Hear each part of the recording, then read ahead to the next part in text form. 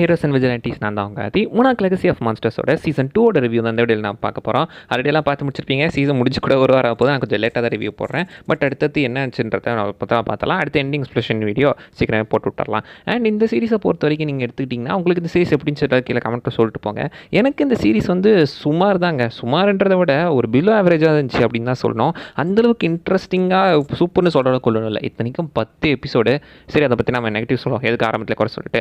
Positives நீங்கள் எடுத்துட்டிங்கன்னா போன சீசனை விட இந்த சீரிஸில் நிறைய எக்ஸ்ட்ரா மான்ஸ்டர்ஸை காட்டியிருந்திருக்காங்க. முக்கியமாக பார்த்தீங்கன்னா ஆக்சுவலி இந்த நீடில் வாக்கின மான்ஸ்டர் காட்டியிருப்பாங்க, இந்த பிளான்ட் லைக் மான்ஸ்டர்ஸ் அண்ட் ஒரு கேட்டர்பில்லர் மாதிரி ஒரு மான்ஸ்டர், அது கேன் போல்ட் மாதிரி உருண்டுகிட்டு இருக்கும். அப்புறம் ஸ்கல் ஐலண்டை இன்னுமே கொஞ்சம் எக்ஸ்ப்ளோர் பண்ண மாதிரி ஒரு ஃபீல் வந்துட்டு இருக்கு. பரவாயில்ல, ஸ்கல் ஐலண்டில் பார்க்காத சில இடங்களெல்லாம் காட்டிட்டு இருக்காங்க. ஸ்கல் ஐலண்ட் ஓகே இப்படி தான் இருக்கும் அப்படின்ற மாதிரி பல இடங்களில் ஷோ ஆன் பண்ணுது. அதெல்லாம் கூட பார்க்க ரொம்பவே நல்லா இருந்துட்டு இருந்துச்சு. ஓரளவு பார்க்கும்போது இந்த சீரிஸில் மான்ஸ்டர் கொஞ்சம் நல்லா பார்த்தீங்கன்னா போன சீசனை விடவுமே இந்த சீசனில் மான்ஸ்டர்ஸை கொஞ்சம் நல்லா எக்ஸ்ப்ளோர் பண்ணியிருந்திருக்காங்க. அது பார்க்க உண்மையிலே நல்லா இருந்துட்டு இருந்துச்சு. அண்ட் பட்ஜெட்டை பற்றி கண்டிப்பாக சொல்லி ஆகணுங்க. போன சீரிஸை விட இதுக்கு நல்லா காசு கொடுத்துருக்காங்க போல். போன சீசனே குவாலிட்டியாக இருக்கும், இந்த சீசன் அதே மாதிரி அதோடவுமே ஒரு படி மேலே நல்லா குவாலிட்டியாக வந்துட்டுருக்கு. மான்ஸ்டர்ஸில் லுக்கெல்லாம் எந்த வகையிலுமே அவங்க குறைய வைக்கல. படத்தை எந்த அளவுக்கு பட்ஜெட் போட்டு எந்த அளவுக்கு காசு போட்டு எடுப்பாங்களோ அதே அளவுக்கு ஈக்குவலாக பார்த்தீங்கன்னா அதை போட்டு எடுத்திருக்காங்க.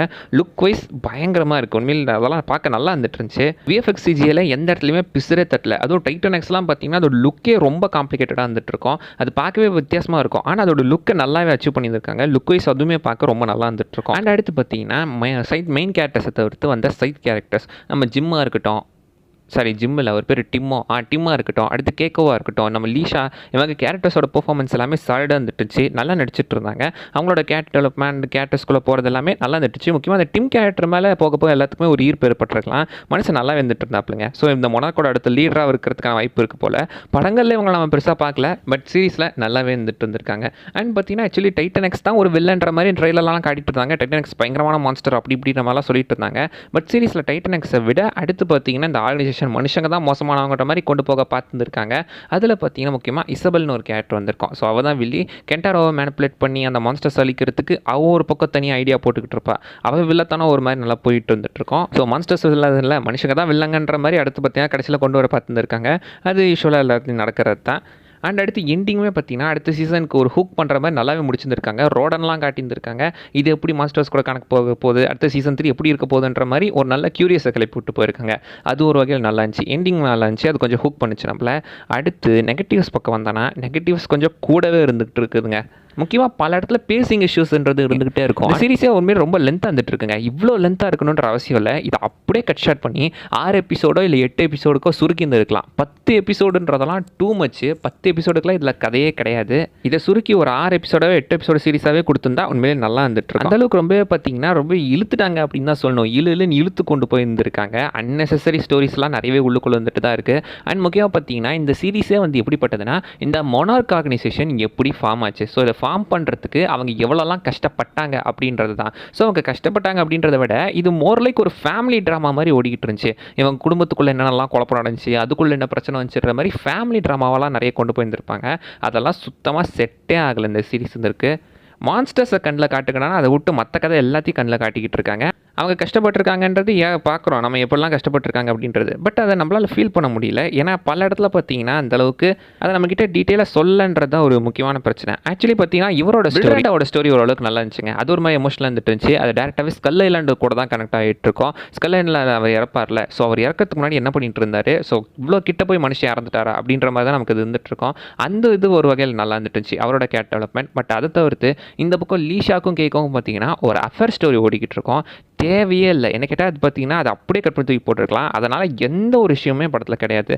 இது ஒரு அஃபேர் ஸ்டோரி. அப்புறம் நம்ம ரிஷிக்கு வேறு தேவையில்லாமல் 2 ஒய்ஃபு, பத்தாவதுக்கு கேட்டுமே பார்த்தீங்கன்னா அதே மாதிரி தான் பண்ணிகிட்ருப்பா. ஸோ உங்கள் ஃபேமிலியே இப்படி தான் இருக்குன்ற மாதிரி நமக்கு அதெல்லாம் காட்ட வராங்களோ என்னவோ. பட் டெக்னிக்கலி பார்த்தீங்கன்னா அது எதுவுமே வந்து இது சீரிஸ்க்கு தேவையில்லாத ஒரு விஷயம். இந்த அஃபேர் ஸ்டோரின்றதெல்லாம் சம்மந்தமே இல்லை. அது அப்படியே விட்டுருந்துருக்கலாம். அண்ட் ஒரு சீரிஸ் ஒரு கதை நீங்கள் எடுத்துக்கிட்டிங்கன்னா படத்தில் வர மெயின் கேரக்டர்ஸ் கூட தான் நம்ம அதிகமாக கனெக்ட் ஆகணும். அவங்க மூலமாக தான் அந்த ஸ்டோரியை பார்த்துட்ருப்போம். ஆனால் இந்த சீரிஸை பொறுத்த வரைக்கும் மெயின் கேரக்டர்ஸ் கூட நீங்கள் சுத்தமாக கனெக்டே ஆக மாட்டீங்க. அவங்க ஒரு அன்லைக்கபிள் கேரக்டர்ஸாக தான் இருந்துகிட்ருக்காங்க.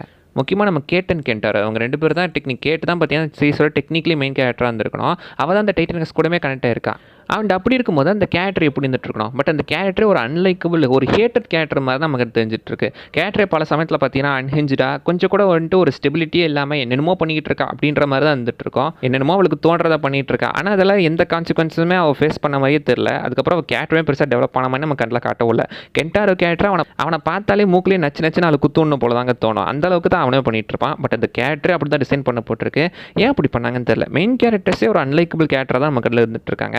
ஐ மீன் ஒரு கேரக்டர் ஃப்ளாவாக இருக்கிறது பிரச்சனை இல்லை. பட் இந்த அளவுக்கு தான் இருக்கிறதுன்றது டெக்னிக்கலாக நமக்கு அது பெருசாக செட் ஆகலை அப்படின்னு தாங்க சொல்லணும். அண்ட் இந்த சீரிஸில் பார்த்தீங்கன்னா மான்ஸ்டர்ஸ் நம்ம கூட காமிச்சிருந்தாங்கன்னு சொன்னல. பட் டெக்னிக்கலி பார்த்தீங்கன்னா அந்த மான்ஸ்டர்ஸ் வந்துட்டு போச்சு அப்படின்ற மாதிரி தான் வந்துட்டு இருக்கோம். அண்ட் முக்கியமாக காஜ் தாங்க. மொத்தம் 10 எபிசோடு வர ஒரு சீரிஸ். டெக்னிக்கலி ஒரு 8 மணி நேரம் சீரிஸ் இது ஓடும். 8 மணி நேரத்தில் மொத்தமாக நீங்கள் காஜில் ஒரு 5-10 நிமிஷம் கூட பார்த்துருக்க முடியாது. அந்த அளவுக்கு ரொம்ப கம்மி ஸ்க்ரீன் டைம் கொடுத்துருக்காங்க. காங்க வேணால் ஒரு கொஞ்சம் கூட பார்க்கலாம். ஃபஸ்ட் எபிசோடு லாஸ்ட் 2 எபிசோடில் பார்த்துட்டு இருக்கலாம். அவங்களுக்கு ஒரு ஆக்ஷன் சீக்வன்ஸ்லாம் வந்துட்டு இருக்கும். அதெல்லாம் நல்லா தான் இருக்கும். பட் ஸ்டில் மான்ஸ்டர்ஸ்க்கு ரொம்ப கம்மி ஸ்க்ரீன் டைம். மான்ஸ்டர்ஸை பேஸ் பண்ண ஒரு சீரிஸில் மான்ஸ்டர்ஸ்க்கே வேலை இல்லை அப்படின்ற போது அப்புறம் என்ன மான்ஸ்டர்ஸ் கதை இது. அண்ட் முக்கியமாக பார்த்தீங்கன்னா ஆக்சஸ் பண்ணி டைம் ட்ராவல்லாம் இன்ட்ரடியூஸ் பண்ணியிருந்திருப்பாங்க. இது பார்த்தீங்கன்னா பல குழப்பங்களை தான் ஏற்படுத்திக்கிட்டு இருக்கு. அந்த டைம் ட்ராவல்ன்றது எப்படி வேலை செய்யுது, பாஸ்ட் ப்ரெசென்ட் எப்படி கனெக்ட் ஆகுது, இதுக்குள்ளே என்ன மேட்ரு ஓடுது, அது எதையுமே அவங்க டீட்டெயில் எக்ஸ்பிளைன் பண்ணவே இல்லை. ஸோ நமக்கு சுத்தமாக அது புரியவும் இல்லை. அண்ட் லாஸ்ட்டாக டைட்டன் எக்ஸ் பார்த்தீங்கன்னா ஆக்சுவலி ட்ரைலரில் அது ஒரு பெரிய வில்லன் மான்ஸ்டர் மாதிரிலாம் ப்ரொஜெக்ட் பண்ணிட்டு இருந்தாங்க. பட் அது வில்லன்லாம் கிடையாது. ஜஸ்ட் மதர்லி மான்ஸ்டர் அதோட குழந்தைய ப்ரொடெக்ட் பண்ண ட்ரை பண்ணிட்டு இருக்கு. அவ்வளோதான். அப்படி இருக்கும்போது அந்த மான்ஸ்டர் எப்படிப்பட்டது நம்மகிட்ட தெளிவாக சொல்லவே இல்லை. அது என்ன மான்ஸ்டர், என்ன வகையான மான்ஸ்டர், இதுக்கு என்ன சம்மந்தம், இதை பற்றி மான்ஸ்டர்ஸில் எங்கேயுமே மென்ஷன் பண்ணலையே அப்படின்ற மாதிரியான ஒரு கேள்வி தான் ஓடிக்கிட்டே இருந்துகிட்ருக்கோம். ஏன்னா அதை பற்றி அவங்க டீட்டெயிலாக எங்கேயுமே சொல்ல. ஜஸ்ட் லைக் அனதர் மான்ஸ்டர் அப்படின்ற மாதிரி அதை காட்டிட்டு போயிட்டு இருந்திருக்காங்க. அண்ட் அதுக்கும் கேட்டுக்கும் ஒரு கனெக்ஷன் இருக்கிற மாதிரியே காட்டி கொண்டு போயிருந்திருப்பாங்க. அதுக்கும் கேட்டுக்கும் என்ன கனெக்ஷன், அது எப்படி கனெக்ட் ஆகிட்டு இருக்காங்க அவங்க 2 பேருக்கும், அது கனெக்ஷனுக்கான காரணம் என்ன, அது எங்கேயுமே நம்மக்கிட்ட டீட்டெயிலாக சொல்லவே இல்லை. அப்படி கேட்டு எப்படி இது கூட கனெக்ட் ஆனன்ற எந்த ஒரு விஷயத்துக்குமே அவங்க பதிலே சொல்ல. ஸோ கேள்விகள் நிறைய தவிர அதுக்கு எங்கேயுமே அவங்க பதில் சொல்லாமே விட்டாங்க. கேட்டால் அதுக்கெல்லாம் பதில் சீசன் 3 வரும்னு சொல்லுவாங்களோ என்னவோ தெரியல. பட் அடுத்து சீசன் 3 இந்த சீரிஸ்க்கு வரப்போது அது எப்படி இருக்க போகுதுன்னு தெரில. வந்தோன்னு நம்ம பார்ப்போம். பட் டெக்னிக்கலி பார்த்தீங்கன்னா இந்த சீரிஸ்ன்றது ஒரு அன்னெசரி சீரிஸ் மாதிரி தாங்க ஃபீல் ஆச்சு. இது எடுக்காமே இருந்திருக்கலாம். இது மான்ஸ்டர்ஸ் கூட கனெக்ட் ஆனால் ஏகப்பட்ட குழப்பங்களை தான் இது ஏற்படுத்திட்டு இருக்குமே தவிர எந்த வகையிலும் இதுக்கு ஒரு பதிலுன்றதே கிடையாது. மேபி அடுத்த சீசனில் என்னத்தையா சொல்லுவாங்களோ என்னவோ, அடுத்து என்ன சொல்கிறாங்கன்றத அடுத்த சீரிஸில் நம்ம பார்க்கலாம். ஸோ அவள் தாங்க இந்த வீடியோ நான் சொல்லுவது. அதை விஷயம் மிஸ் பண்ணால் நீங்கள் கீழே கமெண்ட் பண்ணுங்க பார்க்கலாம். உங்களுக்கு இந்த சீரிஸ் எப்படின்றத கீழே கமெண்ட்டில் சொல்லிட்டு போங்க. அண்ட் அடுத்த வீடியோவில் பார்க்குற வரைக்கும் பை பாய்.